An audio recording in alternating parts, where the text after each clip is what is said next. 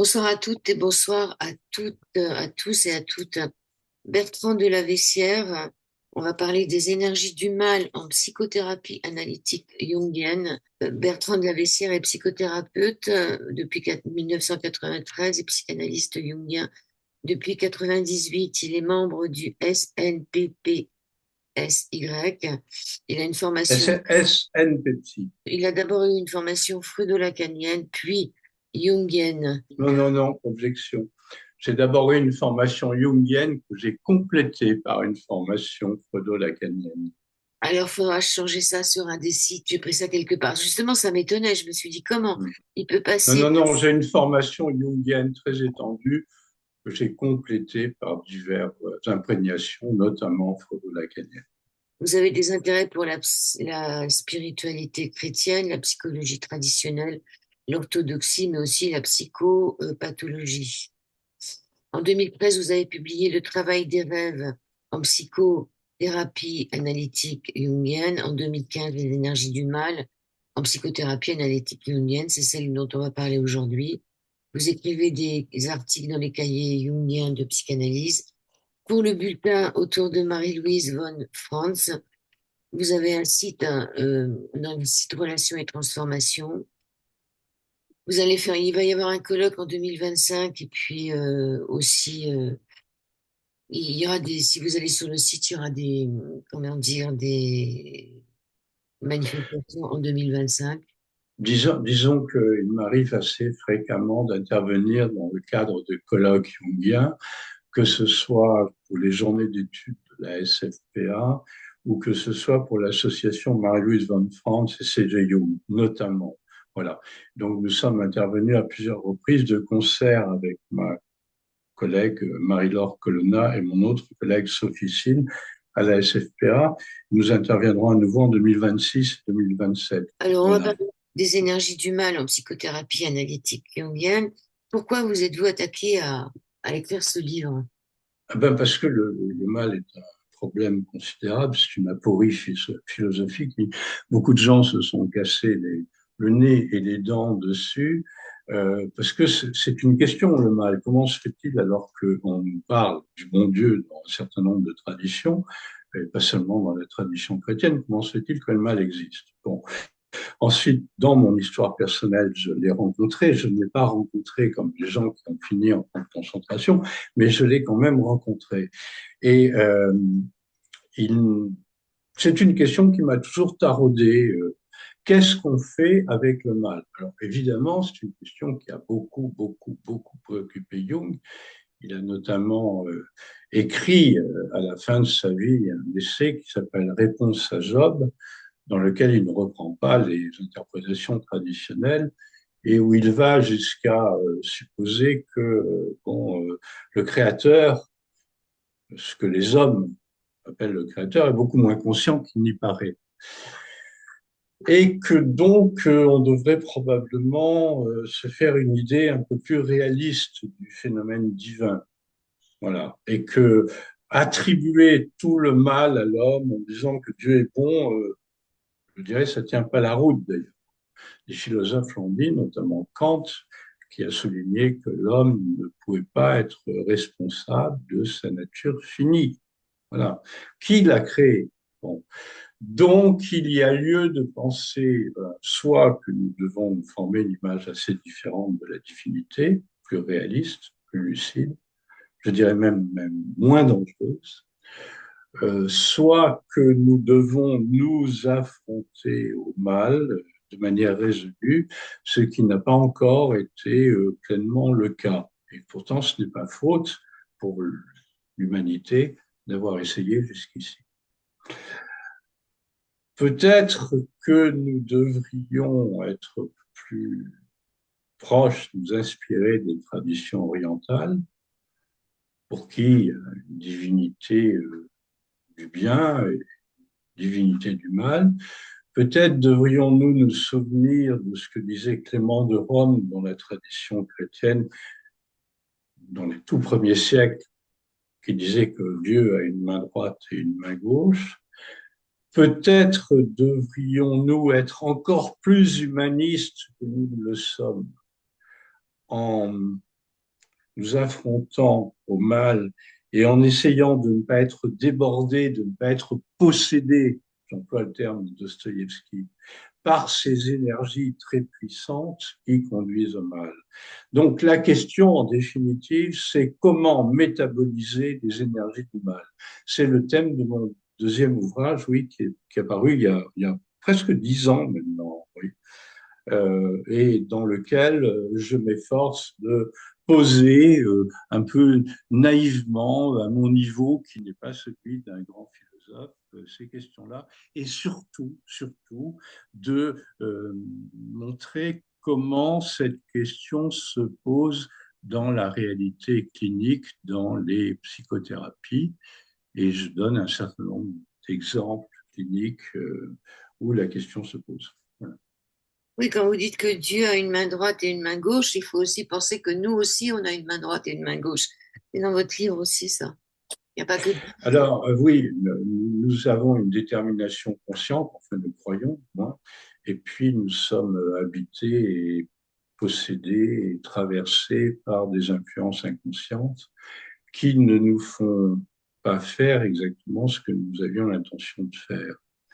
Oui, c'est sûr que la réponse la plus simple pour commencer à s'affronter avec le mal, c'est de regarder quelle est notre ombre. Oui, Quelle est notre ombre? Alors, qu'est-ce que c'est l'ombre? Qu'est-ce que l'ombre, pardon? Ben, c'est l'inconnu de nous-mêmes. C'est ce qui est pourtant bien présent en nous. C'est aussi tout ce que nous ne voulons pas voir et que nous devrions mieux considérer. C'est même une part de nous qui est un devenir dont nous devrions davantage nous inspirer afin de lui donner une place. En fait, le problème de l'ombre, c'est notamment le problème de l'unilatéralité. Croire que là où il y a une volonté, il y a un chemin, ça se termine en hubris, c'est l'orgueil occidental. Nous devons tenir compte qu'il y a dans l'univers beaucoup plus de choses que notre philosophie ne le conçoit. Là, je paraphrase la tirade shakespearienne fameuse, hein, la réponse à Horatio. Euh, donc là, le problème du mal, c'est le problème de l'unilatéralité.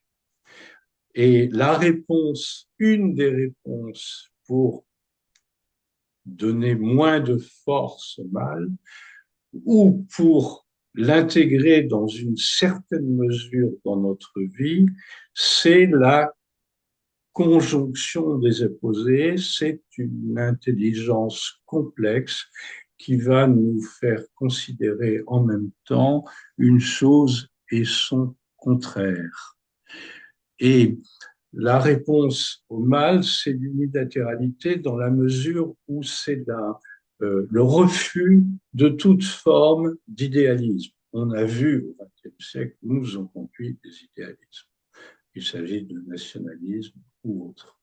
Et la réponse au mal, c'est le refus de l'idéalisme ou une méfiance extrême en face de l'idéalisme. L'enfer est pavé de mauvaises intentions, de bonnes intentions, pardon, lapsus, de bonnes intentions qui en fait sont de mauvaises intentions.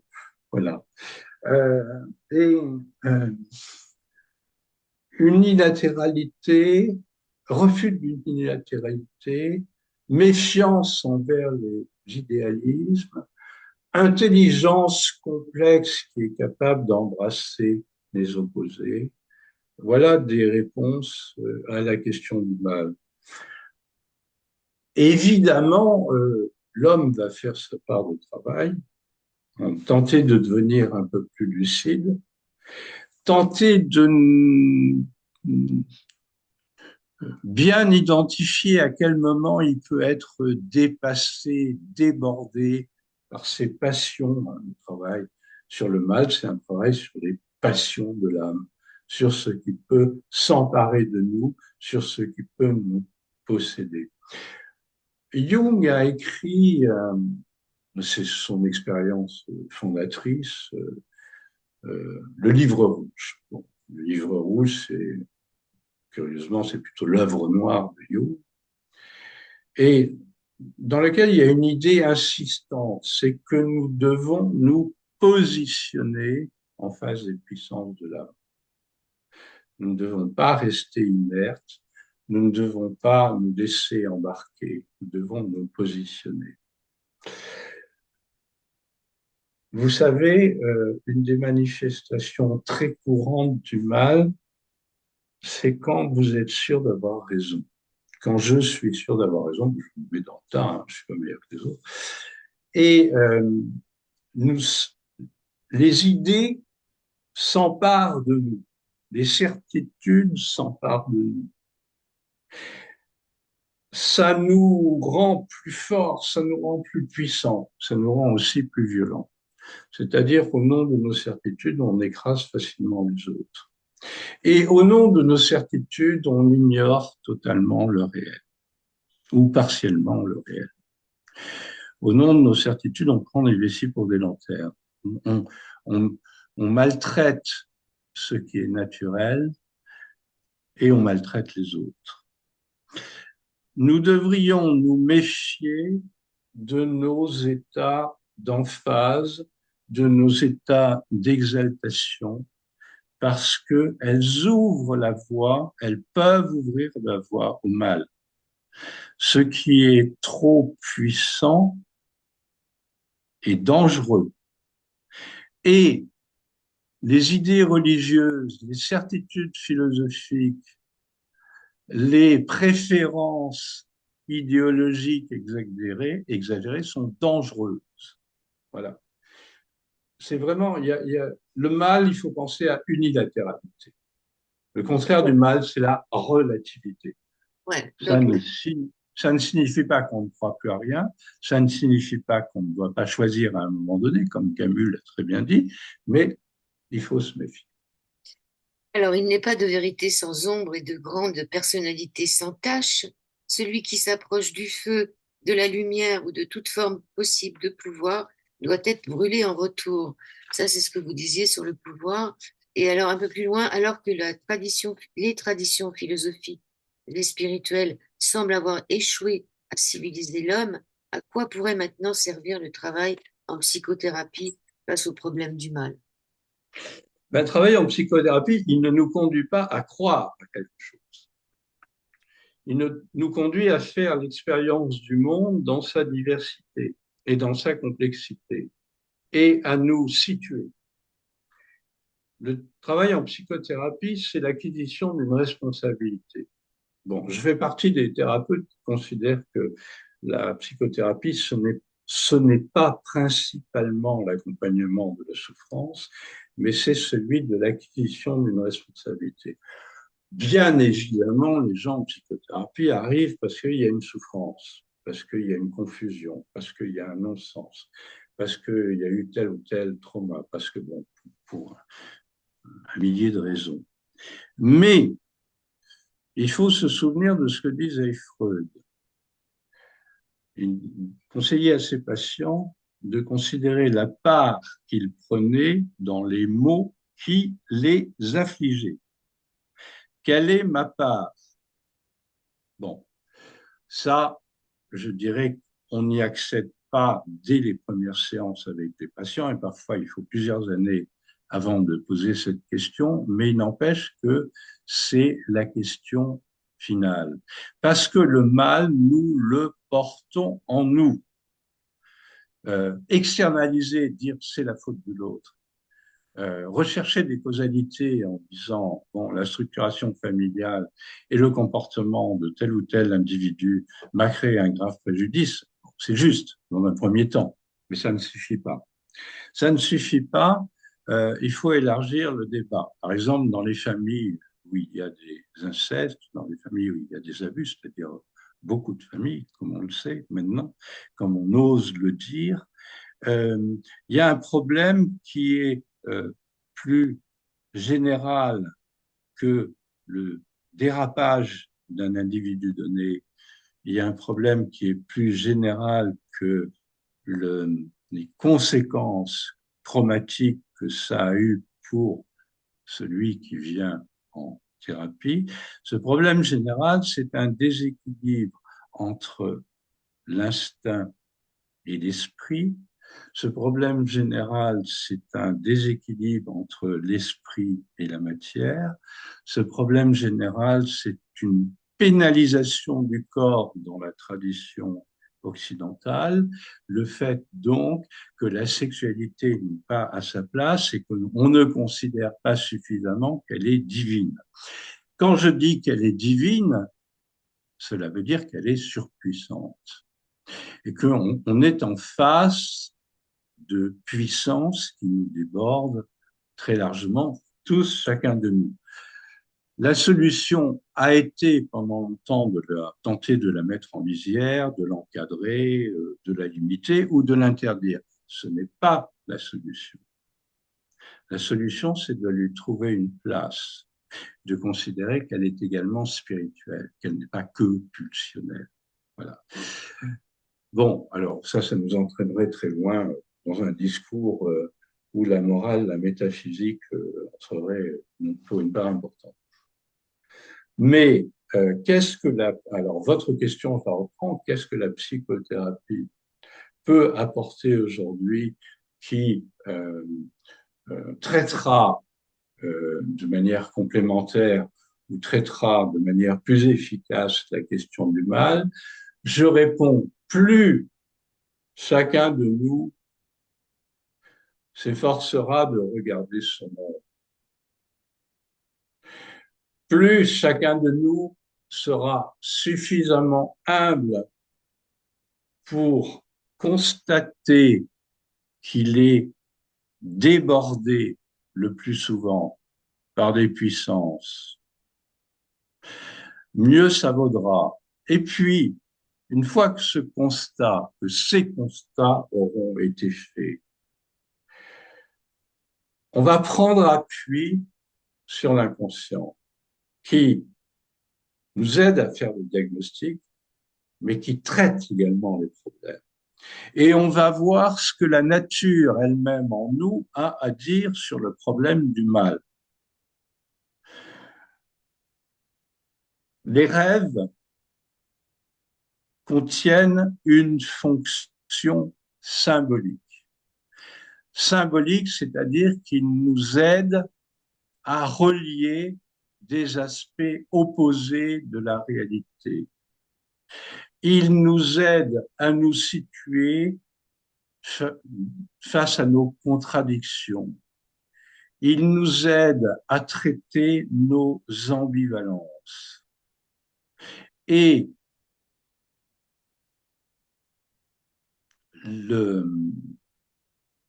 l'unilatéralité, vous ne la trouvez pas dans l'inconscient. L'inconscient, la nature, elle passe son temps à nous confirmer, à nous informer que l'unilatéralité est un non-sens.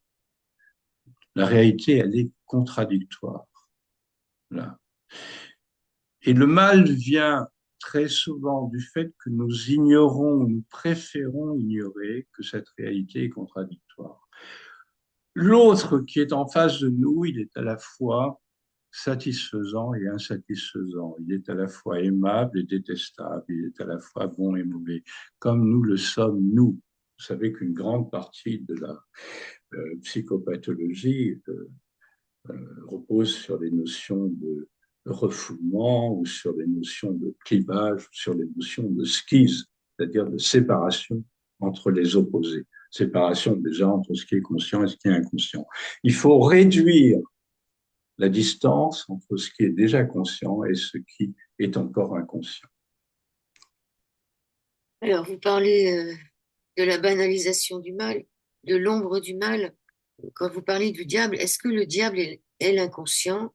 Est-ce qu'il est purement négatif? Et lorsqu'on touche l'inconscient, est-ce que c'est pas impunément? Alors, la banalité du mal, Hannah Arendt en a très bien parlé, hein. Le mal absolu tel qu'il s'est répandu en Europe occidentale, hautement civilisée, euh, a été une addition de petits devoirs individuels faits par des gens sans conscience. Le diable, ce que l'on appelle le diable, c'est ce qui nous fait faire ce que nous ne voulons pas faire. Le diable, comme le dit Jung dans le livre rouge, il passe son temps à scier la branche sur laquelle on est assis. Mais le diable, c'est aussi l'éternel contradicteur qui nous fait avancer. Euh, Nous devons discuter avec le diable. Ça, Jung l'a très très bien montré dans le livre rouge. Bon, j'ai écrit un troisième livre qui va paraître ces jours-ci, d'ailleurs, qui est une méditation sur le livre rouge. Le diable, nous devons discuter, et sans perdre du terrain, nous devons discuter pied à pied avec lui, pour savoir ce qu'il veut. Est-ce qu'il veut notre perdition? Alors, si l'on est faible et si l'on est insouciant, oui. Ou est-ce qu'il veut nous pousser à intégrer quelque chose que l'on a trop laissé de côté? C'est probable. Goethe disait que c'était l'adversaire nécessaire, le diable. Bon, cela étant, on ne dîne avec le diable qu'avec une grande louche. Hein, c'est un roman connu. On ne dîne avec le diable qu'avec une grande louche et il faut se méfier parce que le diable est puissant. Et sans une pureté d'intention et de conscience, on ne peut pas dialoguer avec le diable parce qu'il va nous avaler. Sans un point de vue conscient ferme, on ne peut pas lutter avec le diable parce qu'il va nous détruire et nous égarer. Concrètement, cela veut dire quoi? Cela veut dire que il y a certains niveaux d'inconscient qu'il est préférable de ne pas rencontrer tout de suite. Il faut commencer par consolider la personnalité. Il faut commencer par nettoyer certains complexes parentaux, par exemple. Il faut commencer par apprécier certaines ombres, par exemple des devoirs non remplis, une faiblesse morale dont on est coutumier, etc. Il faut commencer par identifier tout ça. Une fois qu'on a intégré un peu d'ombre, qu'on est plus conscient, on est plus solide. Et à ce moment-là, on peut investiguer des profondeurs d'inconscient plus lointaines. On peut aller plus profond. La psychothérapie exige un appareil psychique qui est quand même assez solidement constitué. Certaines formes de psychanalyse sont impossibles si vous n'avez pas un moi fort et un appareil psychique solide. Je pense notamment à certaines thérapies où le thérapeute respecte strictement un dispositif d'abstinence et ne dit pas grand-chose. Bon, ça peut, à mon avis, elles sont totalement inefficaces si les gens ne sont pas déjà, disons, assez costauds. Bon, mais le moi, dans ces conditions, a besoin de se défaire. Mais là, je fais une digression.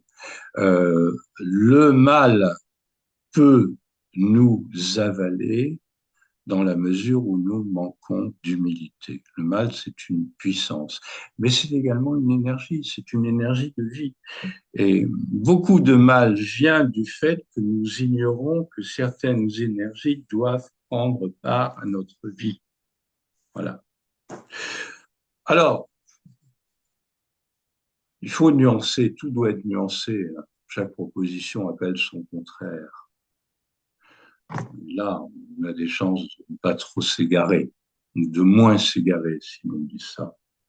Je voulais vous poser sur ce qui se passe en ce moment sur Terre, on peut dire. Est-ce qu'il y aurait une lutte entre le bien et le mal? Ben, oui, et comme dirait Jung, j'ai l'espoir ardent que le bien l'emportera. Euh, la première chose à faire, c'est de se déterminer en faveur du bien. C'est la proposition chrétienne. C'est la première chose à faire. Et puis, on se rend compte que, une fois qu'on a fait ça, que ça ne suffit pas. On se rend compte que ça ne suffit pas, Ben non. que ça ne supprime pas le mal. Alors, soit on entre dans un conflit à la vie, à la mort, ascétique, on se met du silice, on se couvre la tête de cendre, on est dans une ascèse violente, et en définitive on se dessèche. Sauf exception, ça ne marche pas. Bon, il faudrait connaître la vie intime du curé d'Ars. Euh, il y a un autre exemple extraordinaire de réussite spirituelle, si je puis dire, c'est Séraphin de Saros, c'est des orthodoxes, mais en général, ça ne marche pas. On n'est pas à la hauteur d'une telle lutte. Ensuite, il n'est pas certain que s'engager dans une lutte entre le bien et le mal et ne faire que ça, ce soit juste. Pensez à la Bhagavad Gita. Arjuna ne veut pas combattre. Krishna lui dit, tu vas combattre. Et pour te forcer à combattre, je vais me mettre avec toi. Tu vas combattre des ennemis et moi, je me mettrai avec toi. Euh, Ce qui veut dire qu'il faut être à la fois des deux côtés. Il faut être à la fois des deux côtés, du côté du bien et du côté du mal. Savoir que l'un et l'autre sont relatifs. Le seul combat, le seul conflit ne suffit pas, ne mène à rien. Les phénomènes énergétiques résultent d'une tension entre deux pôles opposés. Nous avons besoin du mal comme nous devons tendre vers le bien. Il n'y a pas de vie sinon. Voilà. Quand je dis nous avons besoin de mal, ça ne veut pas dire qu'il faut le faire. Ça veut dire que ce que nous cataloguons comme relevant du mal doit être apprécié différemment. Oui, vous écrivez que la dénonciation du mal n'a jamais prouvé son efficacité et n'a pas plus d'intérêt que l'aboiement d'un chien dans le vent pour arrêter un ennemi insatiable. Et insaisissable. Oui, Ennemi oui, invisible. c'est peut-être exagéré, mais enfin, je maintiens ce que j'ai écrit Mais tout de même. justement, donc, La seule dénonciation, c'est une projection. Ça veut dire, c'est toi qui fais le mal, c'est l'autre qui fait le mal. Ce sont les ennemis. Pensez à la guerre de 14-18 où les Français et les Allemands disaient la messe, chacun de leur côté. Et voilà. Et on a tué d'innombrables victimes. ben, on est en plein dedans aussi en ce moment, hein. Donc, On est en plein dedans en ce moment. ouais, c'est quoi Alors, le nombre bon, du monde? il y a quand même des questions qui sont terribles. Bon, il y a eu plusieurs holocaustes au XXe siècle, hein, que ce soit celui des koulaks en Crimée, et bien c'est évidemment le Shoah, auquel tout le monde se réfère toujours, mais il n'y a pas eu que le Shoah, enfin malheureusement. De toute façon, c'est tragique, c'est honteux même, c'est honteux pour l'humanité d'avoir été capable de ça. Et ce ne sont pas seulement les nazis qui sont coupables. Un tel mal, il est en chacun de nous. Euh, on peut être débordé par une volonté d'extermination, parce que malheureusement, le mal a du goût. Ce qui s'est passé entre les Hutus et Tutsis le prouve aussi. Malheureusement, le mal a du goût. Il correspond à une très forte intensité. C'est pour ça que je disais tout à l'heure, il faut se méfier de l'intensité. Quand vous vous mettez à hurler avec la foule pour une noble cause ou pour une cause l'on vous a dit juste, il faut que vous commenciez à vous méfier. La réponse au mal, c'est l'individuation. Ce n'est pas la massification. La réponse au mal, par exemple, celui de la Shoah, c'est de considérer que toutes ces saloperies ignobles et déshumanisantes, on les a au fond de nous, chacun. Voilà. Oui, et ça perdure. Et ça perdure. Ça perdure parce que tant qu'on externalisera, tant qu'on dira le mal, c'est l'autre, ou quand on dira le mal, c'est un problème insoluble, ça perdurera. Comment on peut travailler sur l'ombre du monde, finalement? En commençant par travailler sur sa propre ombre et en étant conscient que peut-être ce qu'on appelle le phénomène, enfin que le phénomène divin est très, très, très ambigu. Votre livre s'appelle Les énergies du mal en psychothérapie analytique jungienne. Vous appelez Bertrand de la VCR, c'est publié aux éditions du Dauphin. Le prochain livre que vous ferez sur le livre rouge de Jung, ça sera au Dauphin aussi. Non, ça sera aux éditions Terre Noire et ça s'appellera Jung, l'œuvre noire, donc, qui est une phase importante de l'alchimie, et le Christ rouge. J'ai repris l'expression de Blaise Cendrars. Vous savez, le Christ rouge, c'est la révolution de 17 en Russie. Et le livre rouge a été conçu et largement élaboré par Jung au temps de la Grande Guerre et donc de la Révolution russe également. Autant des bouleversements qui ont suicidé la civilisation européenne. Il y a un grand livre rouge et un petit, plus petit. Alors, il y a un grand livre rouge avec des illustrations. Tout ça est publié à l'Iconoclaste par Bertrand Evenot, la compagnie du livre rouge. Et mon livre est une méditation qui se réfère précisément à cette édition, est une méditation sur et une introduction, je dirais, à la lecture avec des questions. Qu'est-ce qu'on peut faire aujourd'hui de ce livre rouge? Quelles leçons doit-on en tirer pour notre cheminement personnel?